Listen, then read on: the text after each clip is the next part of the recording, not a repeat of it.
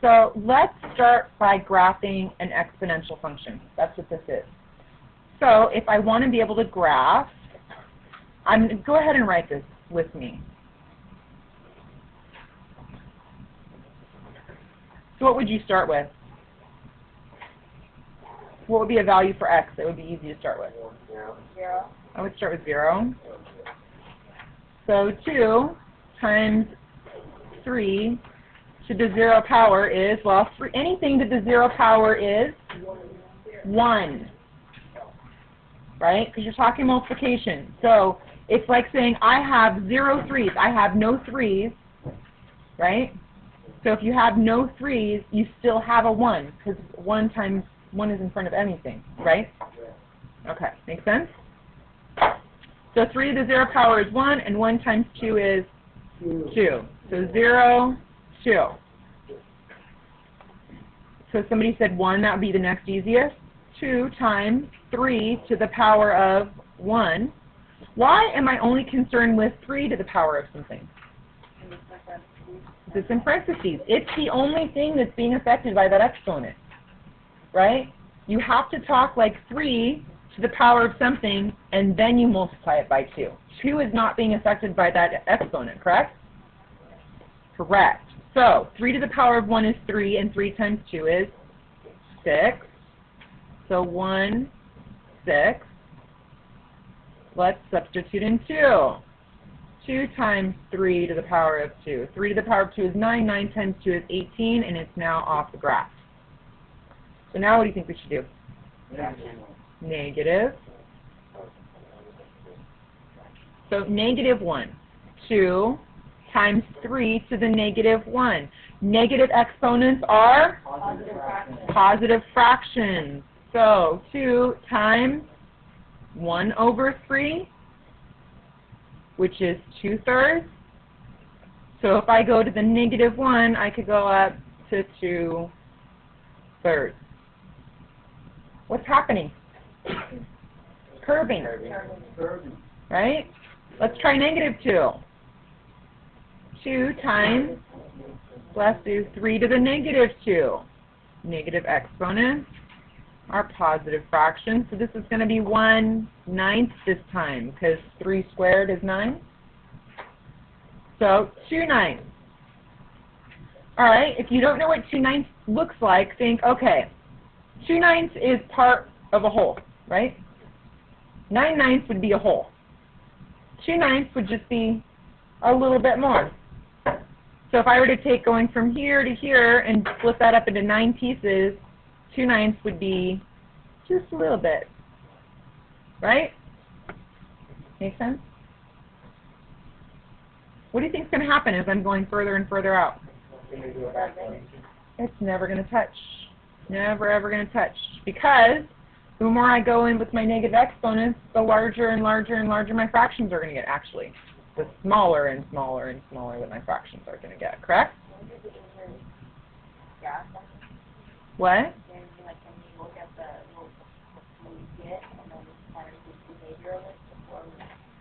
Yeah, we're going to talk about that right now. Okay, let's talk about the domain. The domain stands for what?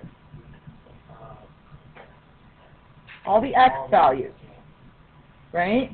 So as I'm going along the x-axis, in this direction, what's going to happen? It's going to keep going, right? There's always going to be an x value. And going in the negative direction, I'm always going to have an x value. So this is, I wanted to show you guys this because on your final, you may have seen something like this. X such that x in the sideways e. You guys seen that before? It means x is an element of all real numbers. You don't have to do that. I just wanted to make sure that I formally show that to you. You could just put the big R guy. That's all real numbers. About the range. Range stands for y values. How is my graph affected on my y values? It's never touching 0, right? So y must be greater than 0 for this graph.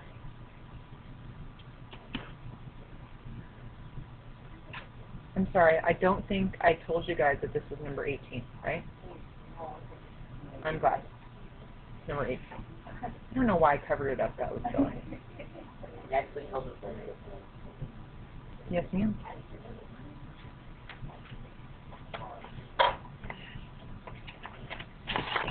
Okay, questions so far? So this is an exponential function.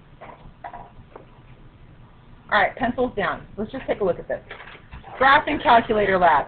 So I would love if you guys could all use graphing calculators, because then we would discover all of this on our own. In the book, there's a graphing calculator lab, and what I've done is given you the answers, and just based on what these graphs look like, you're going to tell me which one they belong to. Okay? I'm going to start with A. This is A. This one's B. And this one's C. So let's just start with A right here. We don't even need to look at the rest of this. Okay? All right. So which one do you think 2 to the x, 3 to the x, 4 to the x? Which one's which? Talk about it briefly and decide.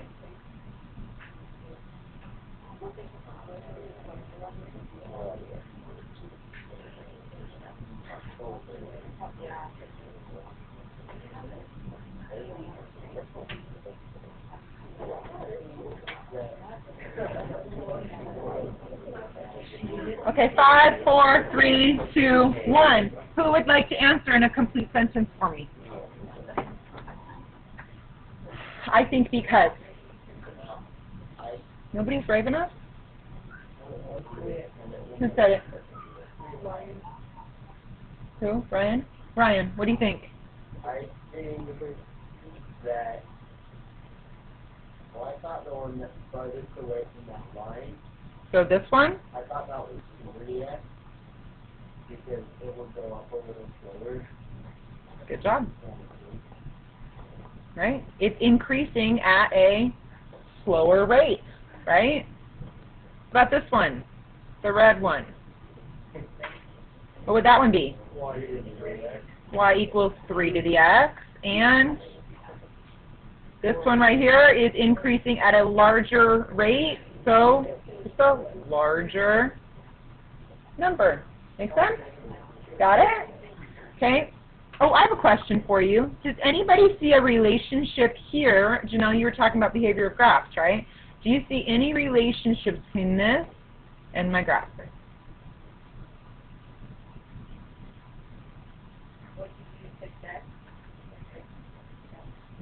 There's a reason why it's like that. Jesus? It only goes to the 3 instead of the 2. The exponent is only affecting the 3, correct? That's not what I'm looking for, though. The 3 is the rate that it goes up. That does have something to do with that, yes. Carl? The 2 doesn't control steepness, but the 2 is controlling something. Can anybody see it? What? It's the y-intercept. See that? Okay. All right. So let's look at the next one. I don't need this. Let's look at the next one. Y equals 1/2 to the x. Y equals 1/3 to the x, and y equals 1/4 to the x. Which one do you think is which? Here, let's color them. So which one do you think is the green one? And why? What do you guys think?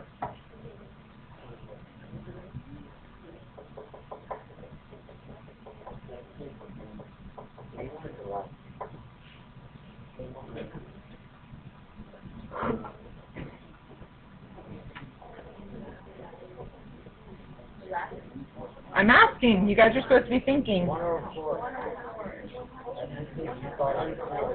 Okay, so I hear split. You guys are split. Some of you are saying 1/4. Some of you are saying 1/2. I need reasons why. Intelligent reasons why. Tricia? 1/2 is more than 1/4, so 1/4 is 25. Okay, 0.4, 1/2 would be 0.5, 1/4 would be, so which one would this one be, the 1/2 or the 1/4? Okay, who says 1/4? Okay, Ryan, why? Because on the other graph, the smaller numbers went out further, so that one's still smaller. So if you look at it, 1/4 is like 0.25, which is smaller than. Okay, what's your reasoning? The second, the B, they're opposite, they're reverse, reciprocal for the first.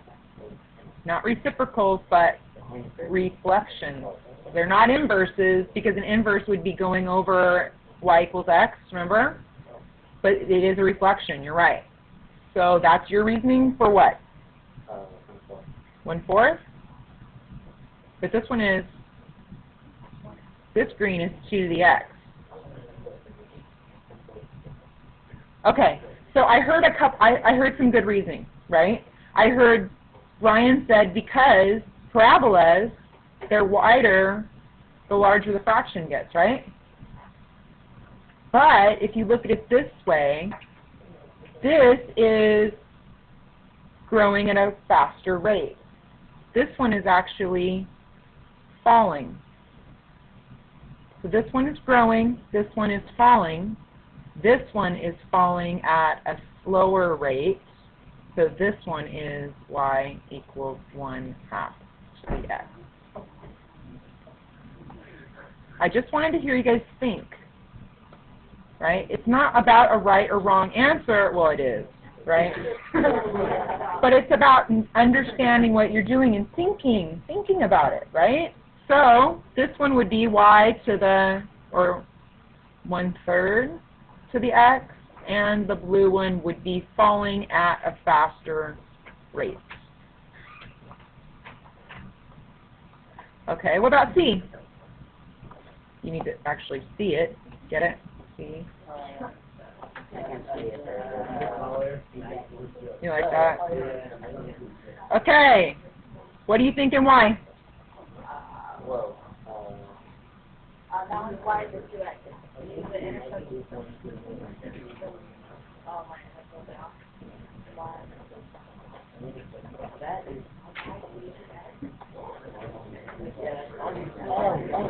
Oh, yeah, the green one is the last one? Yeah, it's the last one. Okay, I'm hearing lots of strategies, not strategies. Explanations. Okay, Evan, you already went. Somebody new. Yes. Wait, I want to hear this.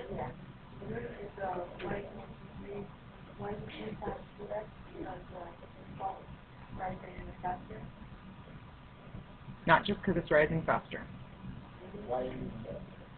So this one's y to the 2x, and this one's y to the 2x. What's the difference between these two? One has a 3, and what did we say this 3 tells us? The y-intercept, 1, 2, 3. There's your y-intercept at 3. So you're right. And it's positive. Okay, what about this one? That one would be -3.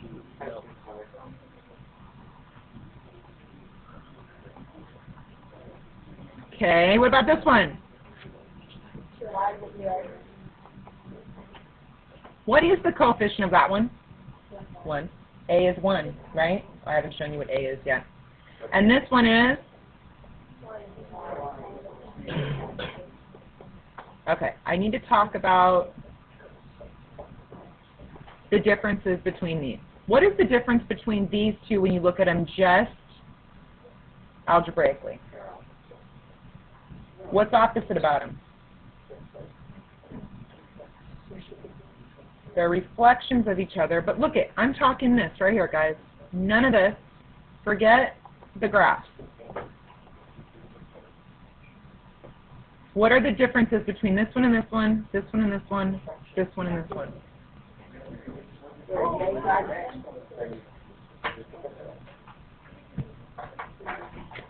They're inverse. This is 2, this is 1/2, right? This one's 3, this is 1/3.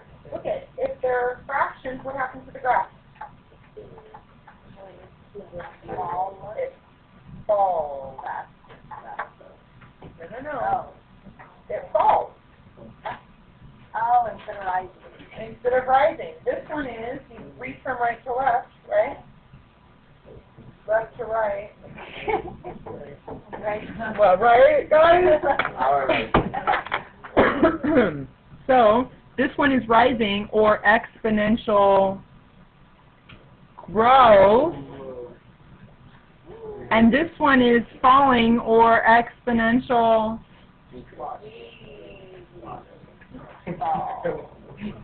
default. No. Come on, you guys know it from science. Which side? Exponential. It's a D.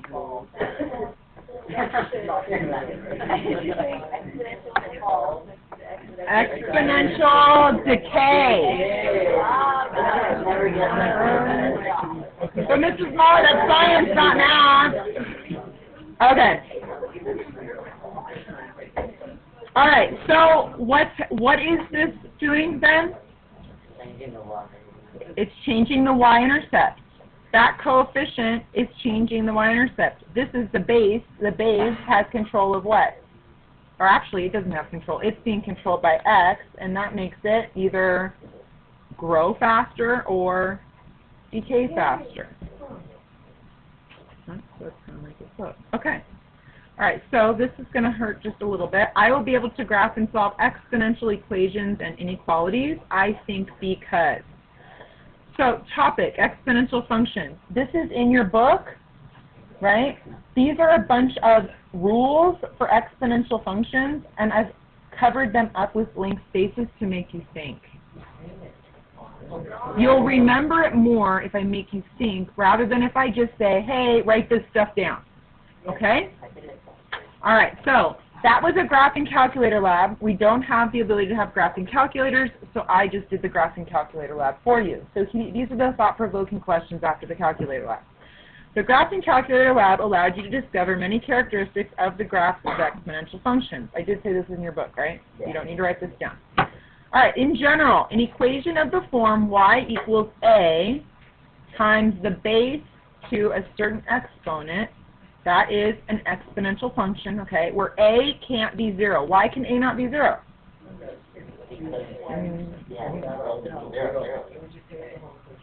No, you wouldn't have anything, right?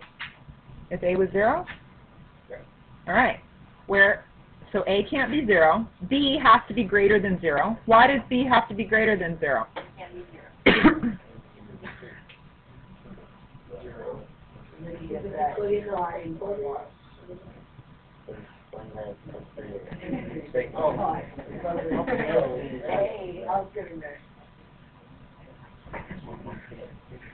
Yeah, it would completely change it. It doesn't work. If it's A can be negative. That changes the direction, right? Whether it's smiling or whether it's frowning. But B is always going to be positive.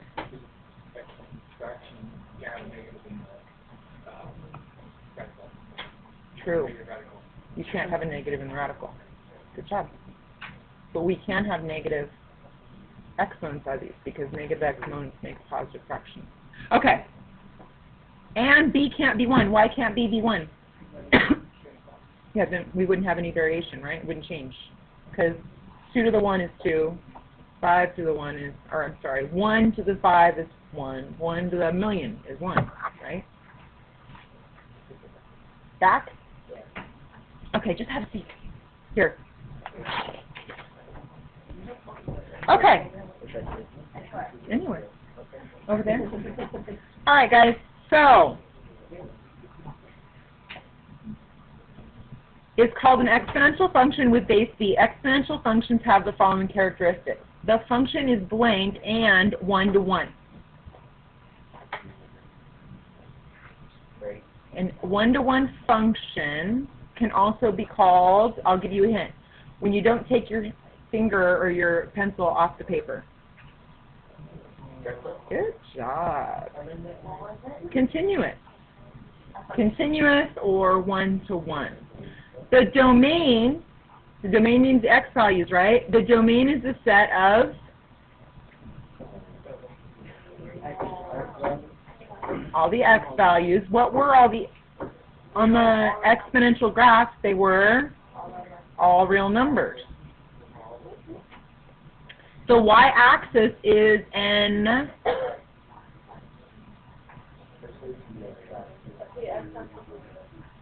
of the graph. What did you guys notice about the x-axis on the graph? So what do we call that? Wait, what was it called what? An asymptote. The x-axis is an asymptote, right? Because asymptotes mean that it approaches it but never touches it, correct? The range is the set of all the blank numbers if a is greater than 0 and all the blank numbers if a is less than 0. Range means the y values, right? So if a, which is that one that's in front of the base, if a is greater than 0, all the range values are positive. Kind of hard, huh? And when a is less than 0, all the numbers are going to be negative. The graph, if I didn't do it like this, it would be really boring, don't you think? I'd just be like reciting this stuff, you know, at least makes it a little bit more exciting. Are you guys excited right now? Okay. The graph contains the point 0, comma a. That is the blank. Y-intercept. The graphs of y equals a times the base to x and y equals a times 1 over the base to the x are, not in, I heard it, reflection across the y-axis. Good job, guys. All right, pencils down. Already down. Okay. It's spam. Okay. I'm going to lose my voice. So, this is an example in your book. It's one, just like all the examples I'm going to be doing today, are all of the check your progress. That way you can go back and look at another example in the book that they've worked out for you. So then you've got my example and their example. Okay? Hi. I don't.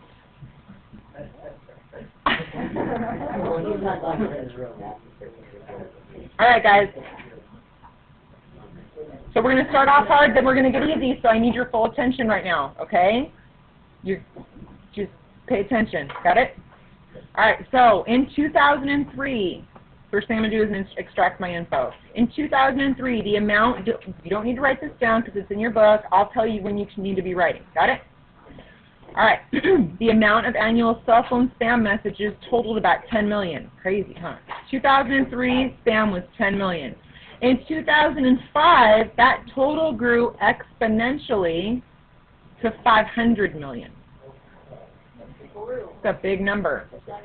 Write an exponential function in the form of y equals a times b to the x that could be used to model this increase. Write the function in terms of x, the number of years since 2003. Okay, so it just told me that x is what? The years. Okay, now think about this as a function. Function means you put something in, you get something out. Right? So I tell you how many years, you tell me how many messages. Right? Put in X for years, then you find out how many spam messages, correct? All right, so it says 2003, that's when the study began. So how many years happened?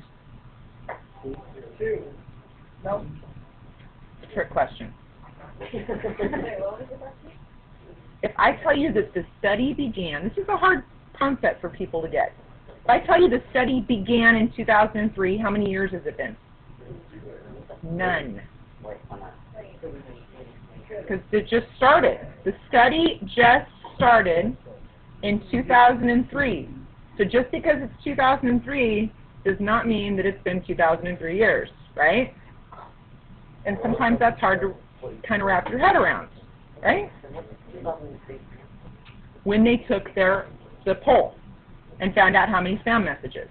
So initially, when it first started, how many years were put into the study? 0. And how many text messages? 10 million. Right? This is my x value. This is my y value. Input, output. Right? What else is this if I were to graph it? Not just it's a special piece of my graph. It's the x-intercept. It's the y-intercept. So if it's the y-intercept, isn't it this right here? Let's write it. I'm going to write it out. Y equals a times b to the x, where a is my y-intercept and x are my years. Input, output, then what's y?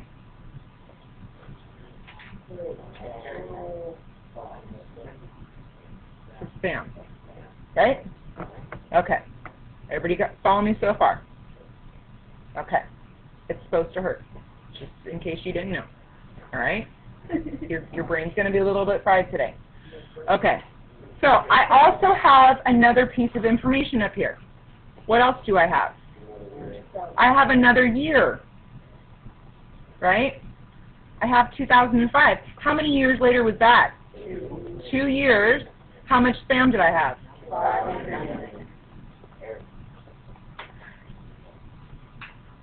Okay. Input, output. All right, this is how we do this. I have a y, I have an x, I have an a, right? This is a. Change my color on that one. This is a.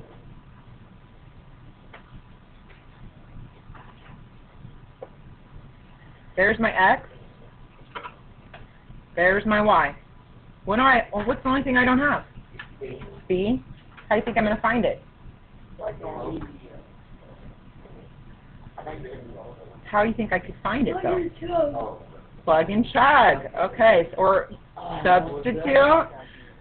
Okay, so I'm going to put 500 million equals, I know what my A is, it's 10 million. I don't know what B is, but I do know what X is, 2. How would I solve that? First, before I take the square root of both sides, I would divide everything by 10 million. I sure can.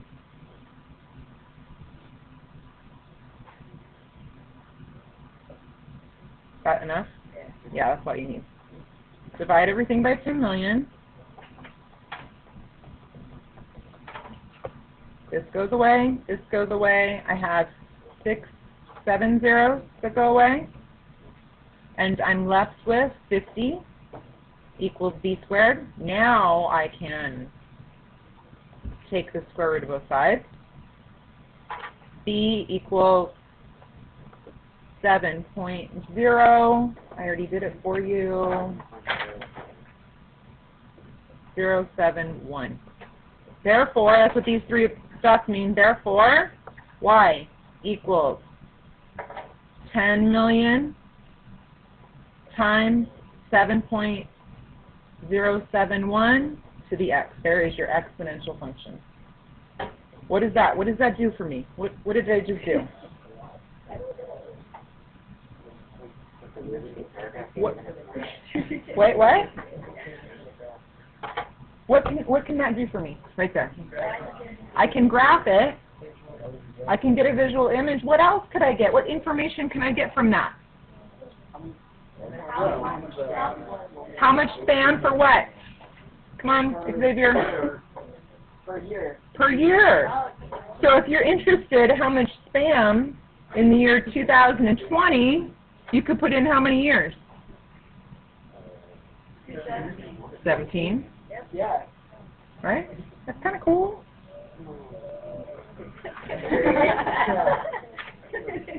There's point to it, right?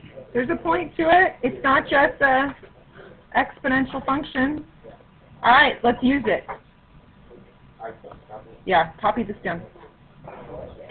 That's what you need right here. Okay, so let's use this right here for my next problem. Cut it, paste it.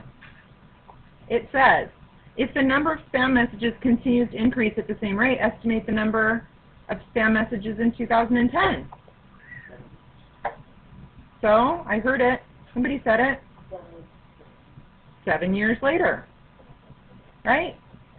Going from 2003 to 2010 would be 7 years. So I would just put 7 in for X. So Y equals 10 million. What does 10 million represent again? When it initially occurred, right? Or when years were 0. That's why it's the y-intercept, because no years have occurred. Make sense? So if I plug in or substitute in 7, I would get a big number. 8,838, 241. This is so when you put it in your calculator at home, you can make sure you're using your calculator correctly. All right? Questions? Big number. You can't use a graphing calculator on a final, but it is and I'm recording this, which isn't very smart, but my opinion is that you should have a graphing calculator because you need to learn how to use a graphing calculator, because in college you need a graphing calculator. So why not get one now and know how to use it? And that is my personal opinion. That is not the opinion of the math department. If you were going to become a construction worker, you wouldn't buy a baby hammer. Right? To practice with. It doesn't make any sense. Get you a little tool belt, right? It's all plastic.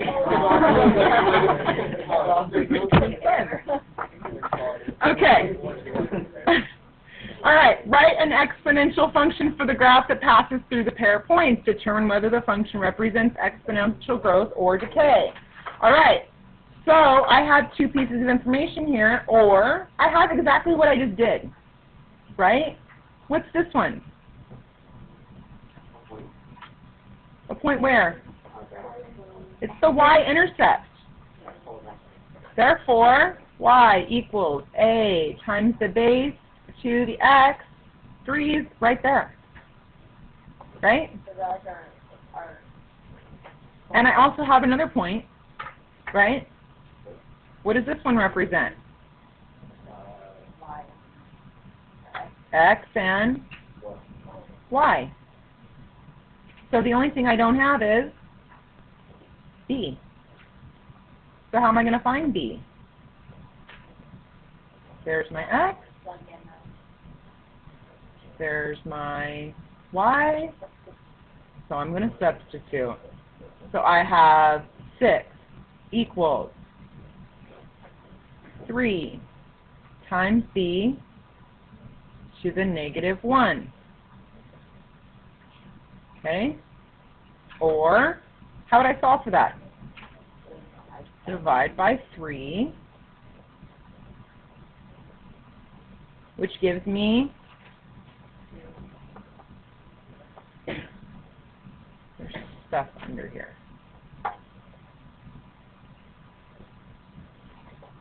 Gives me 2 equals b to the -1. Negative exponents are positive fractions. So this can also be written 2 equals 1 over b. Correct? Now there's lots of different ways to do this. You could cross multiply, or my personal favorite would be if you have an equal sign. So as long as you're equal to both sides, it's legal, right? So can I just take the inverse of both sides? What's the inverse of 2 over 1? 1 over 2. What's the inverse of 1 over b? b over 1. You can take the inverse of both sides. Isn't that easier than doing 2b equals 1, then divide by 2? It's the same thing. It's not a trick. I'm not doing a trick. They're both inverses of each other, correct? Inverse, inverse. Okay, so b equals 1/2. So, therefore, my exponential function is y equals, I know what my a is, that's 3 times 1 over 2 to the x. Is this exponential growth or exponential decay? Decay. Why? Because it is decreasing. The 1/2, the fraction makes it decrease, right? What does the 3 do again? Y-intercept. We don't have time for this one. Make sure you have this down. Okay, you've got homework problems like that. It's about to get easier. You ready? Yeah, just go on. Okay. All right, guys, pencils down. You don't even need this. I'm just going to I want to get conceptual with you. 2 to the 3 is what? Or 2 to the what? Third. It's a trick question. If the bases are the same, the exponents are equal, correct? Check this one out then. Doing what's x? How do you know? Because 16 can be 2 to the 4th. If bases are same, then the exponents are equal, right?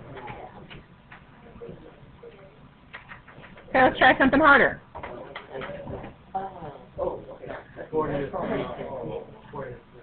So, 4 to the 2n minus 1, we can rewrite 64 as 4 to the 3rd. So, if my bases are equal, my exponents are equal. I'm solving for n. 2n minus 1 equals 3. 2n equals 4. n equals 2. We got to check it. It's not that hard. 4 times 2 times 2 minus 1 equals 64. 2 times 2 is 4. 4 minus 1 is 3. 4 cubed is 64. Check. One more to do. Then you guys can take notes. All right, what about this one? Take a wild guess of what factor is in 243. A 3. So, 3 to the 2x minus 1 is greater than or equal to, somebody figure it out. First of all, it's a fraction. If negative exponents are positive fractions, then positive fractions are negative exponents. So 3 to the negative what? 5. Good. Put it in a calculator, right? 3 cubed, isn't it? 3 to the 4th, isn't it? 3 to the 5th. Yep. So, since my bases are the same, I can set up my exponents. 2x minus 1 is greater than or equal to negative 5. 2x is greater than or equal to negative 4. So x has to be greater than or equal to negative 2. Got to check it. Now, this is an inequality, so the check is a little different. You don't want to check negative 2. You want to check anything bigger than negative 2. What's the number, the easiest number bigger than negative 2? 3 to the 2 times 0 minus 1 needs to be bigger than 1 over 243. Wow, the last cell works. Go figure. Wait, guys! 3 to the negative 1 is greater than 1 over 243. So, is 1/3 bigger? Yes, it checks. Have a great day.